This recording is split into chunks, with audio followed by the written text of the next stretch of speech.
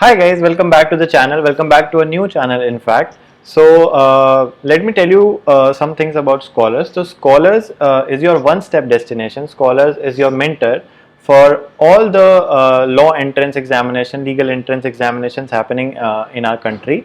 Okay. So what Scholars has done is that we are starting a legal reasoning series to basically brush up those legal reasoning skills that you might lack during your CLAD preparation. These will be some short 6 to 8 minutes, maximum 10-minute long videos, and we'll quickly brush up those very basic things which you might miss out while doing your preparation for any legal entrance examinations happening in the country. Okay, so we have brought this legal reasoning series for you. Okay, so for my introduction, I am Anurag Mohan Bhatnagar, and I have been mentoring and teaching a lot of students for the past 1 year or so now. So without any further delay, let's get started with the legal reasoning series that the Scholars have brought for you. Okay.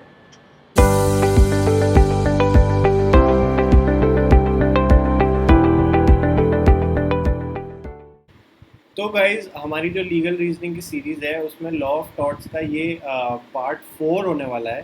ठीक है, तो part 4 में हम दो तरह के torts इस बार cover करेंगे। ठीक है, तो पहला इज़ न्यूसेंस और दूसरा इज़ डिफेमेशन। न्यूसेंस में भी दोनों, पब्लिक न्यूसेंस और प्राइवेट न्यूसेंस दोनों, और डिफेमेशन में स्लैंडर और लिबल भी हम इस पर्टिकुलर वीडियो में कवर करेंगे। ठीक है, तो अगर पहले के 3 पार्ट्स तुमने नहीं देखे हैं तो आई बटन में उसका लिंक है, जाके देख लेना। ठीक है, डिस्क्रिप्शन में भी लिंक मिल जाएगा और तुम चैनल पर भी जाके वीडियोज़ पुरानी देख सकते हो। ठीक है, तो without any further ado let's get started with the part 4 of types of torts in the legal reasoning series. ठीक है, तो सबसे पहले बात करते हैं तो इसमें हम क्या कवर करने वाले हैं। तो पहला है टॉर्ट ऑफ न्यूसेंस और दूसरा है टॉर्ट ऑफ डिफेमेशन। ठीक है, एकदम सिंपल सिंपल है, ज़्यादा कुछ नहीं है। ठीक है, तो सबसे पहले आते हैं न्यूसेंस पे। तो न्यूसेंस खाली खाली एक सिविल रॉन्ग है। इसमें क्या होता है, इसमें आप रॉन्गफुली कोई एक्ट करते हो जो वैसे परमिटेड नहीं होता है, बट आपके उस एक्ट करने से आप किसी के इंजॉयमेंट ऑफ लीगल राइट्स में इंटरफेयर कर देते हो। ठीक है, तो वो अगर ए पर्सन अपना लीगल राइट एंजॉय नहीं कर पा रहा है आपकी वजह से, तो भाई आपने वहाँ पे न्यूसेंस कमिट किया है। ठीक है, it is anything that annoys और disturbs the free use of one's property और that renders its ordinary use और फिजिकल ऑक्यूपेशन अनकंफर्टेबल। ठीक है, तो आपको जो सामने वाले का जो लैंड है, सामने वाले की जो प्रॉपर्टी है, उसका यूज़ वो अगर ठीक से नहीं कर पा रहा है आपकी वजह से, आपके इंटरफेरेंस की वजह से, तो आपने न्यूसेंस कमिट किया है। ठीक है, अ nuisance is anything that interfere with the rights of citizen, the enjoyment of their property और देयर कंफर्ट। ठीक है, तो इसमें भी दो चीज़ें होती हैं भाई, पब्लिक न्यूसेंस और प्राइवेट न्यूसेंस। ठीक है, पब्लिक न्यूसेंस और प्राइवेट न्यूसेंस एकदम नाम से समझ आ रहा है। ठीक है, पब्लिक न्यूसेंस में जैसे तुम मान लो, तुम ये इमेज ही देख लो, इसमें इन दीदी के ऊपर वाले फ्लोर में लोग म्यूज़िक बजा रहे हैं, इनको डिस्टर्बेंस हो रहा है, ये नीचे रहती हैं, तो ऊपर वाले फ्लोर में जो उनके पड़ोसी होंगे उनको भी डिस्टर्बेंस हो रहा होगा। तो ये ऑल इन ऑल ये पब्लिक न्यूसेंस है। ठीक है, public nuisance exist when an act और condition is subversive of public order और constitutes an obstruction of public rights. ठीक है, तो इसका यहाँ पे राइट है, ये अपना काम करना चाह रही हैं दीदी, पर ये दीदी नहीं कर पा रही है काम क्योंकि ऊपर से आवाज़ आ रही है। ठीक है, public nuisance involves an unreasonable interference with a right common to the general public. ठीक है, अब in order to constitute a public nuisance it is not necessary that it affects the whole community. ठीक है, तो ज़रूरी नहीं है कि भाई सब लोग जो भी उसके आसपास रहते हैं सबको परेशानी हो रही हो। अगर 2 3 4 लोगों को भी परेशानी हो रही है तब भी वो पब्लिक न्यूसेंस में कंसिडर किया जाएगा। ठीक है, it is a public nuisance if the injury और annoyance affects the people of a local neighbourhood. ठीक है, तो ये इस फोटो में ये नेबरहुड में ही है इनके, तो इसलिए ये पब्लिक न्यूसेंस कंसिडर किया जाएगा। ठीक है, पब्लिक न्यूसेंस का एग्जांपल हो गया, a manufacturer who has polluted a stream and might be fined 5 and be ordered to pay the cost of clean up.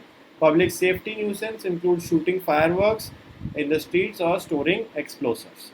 ठीक है, आगे चलते हैं भाई, प्राइवेट न्यूसेंस की अब बात करते हैं। तो प्राइवेट न्यूसेंस भी एक सिविल रॉन्ग है। ठीक है, which affects a single individual और a definite number of person. ठीक है, तो यहाँ पे इंपॉर्टेंट जो बात है नोट करने की वो ये है कि प्राइवेट न्यूसेंस ज़रूरी नहीं है कि एक ही इंसान को हो। ठीक है, 2 इंसान को भी हो सकता है, 3 इंसान को भी हो सकता है, बट डेफिनेट होना चाहिए नंबर ऑफ पर्सन। ठीक है, जिनको वो particular type of private nuisance हो रहा है। ठीक है। तो ज़रूरी नहीं है यहाँ पे कि सिर्फ एक ही इंसान को होगा तभी प्राइवेट न्यूसेंस कंसिडर किया जाएगा, ठीक है। तो इस बात को ज़रा ध्यान रखना, ठीक है।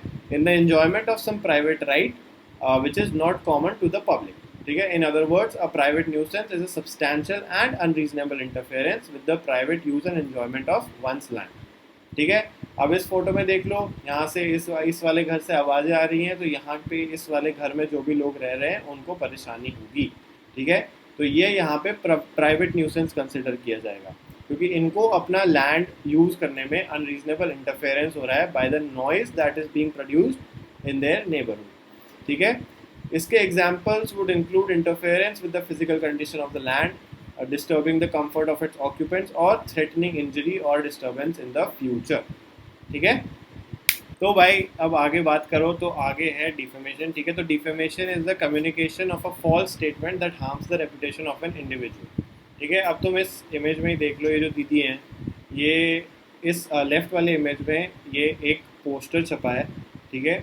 तो ये जो पोस्टर है ये होगा लिबिल, ठीक है, क्योंकि जो भी चीज़ तुम देख सकते हो उसको लिबिल कहा जाता है।